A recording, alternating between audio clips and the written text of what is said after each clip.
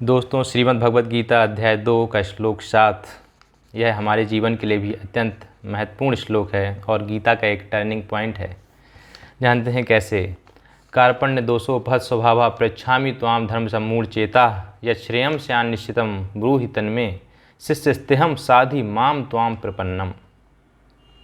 अर्जुन इस श्लोक में कहते हैं कि मुझ में कायरता रूपी स्वभाव उत्पन्न हो गया है, कार्पण्य दोष उत्पन्न हो गया है और मैं पूरी तरह से किंग कर्तव्य विमूढ़ हो गया हूँ। अर्थात मुझे नहीं समझ में आ रहा कि मैं क्या करूँ क्या ना करूँ।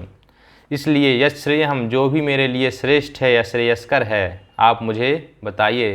ब्रूहि तन्मे शिष्यस्ते हम, मैं आपका शिष्य हूँ। साध इमाम त्वाम प्रपन्नम, और मैं आपके शरणागत हूँ, इसलिए आप मुझे उपदेश दें।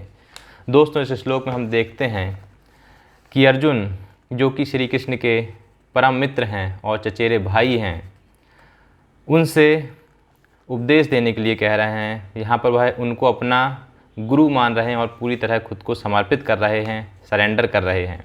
हम भी दोस्तों जब ज्ञान चाहते तो हमें भी इसी तरह से पूरी तरह समर्पित करना होगा किसी चीज़ के प्रति। वह श्री कृष्ण को बता रहे हैं अपनी स्थिति कि मैं किस स्थिति हूँ। मैं पूरी तरह से किंग कर्तव्य विमूढ़ हो गया हूँ। मेरे अंदर कार्पण्य दोष, कायरता रूपी दोष आ गया है। मैं कुछ सोच समझ नहीं पा रहा हूँ। वह अपनी पूरी स्थिति अपने गुरु कृष्ण के सामने बता रहे हैं और उनसे कह रहे हैं कि आप मुझे सही ज्ञान और उपदेश दें। दोस्तों, आप सोच रहे होंगे कि अर्जुन के पास तो ऐसे श्रेष्ठ गुरु हैं जो सर्वज्ञानी हैं और विश्वास योग्य हैं, लेकिन हम कैसे ऐसे गुरु को ढूंढें। हमारे पास तो ऐसा गुरु नहीं है।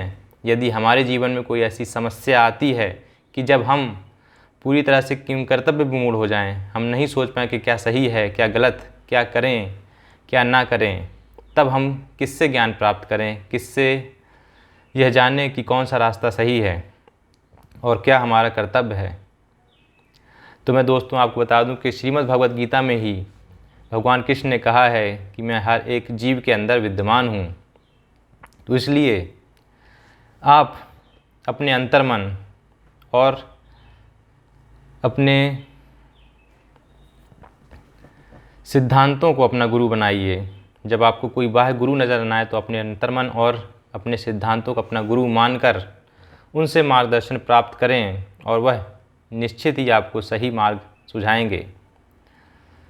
और आपको यकीन नहीं तो कभी ये आजमाइएगा, लेकिन ये आप पर निर्भर करता है कि आप अपने सिद्धांतों और अपने अंतर्मन के आज्ञा के प्रति कितने समर्पित हैं और कितनी बात मानते हैं।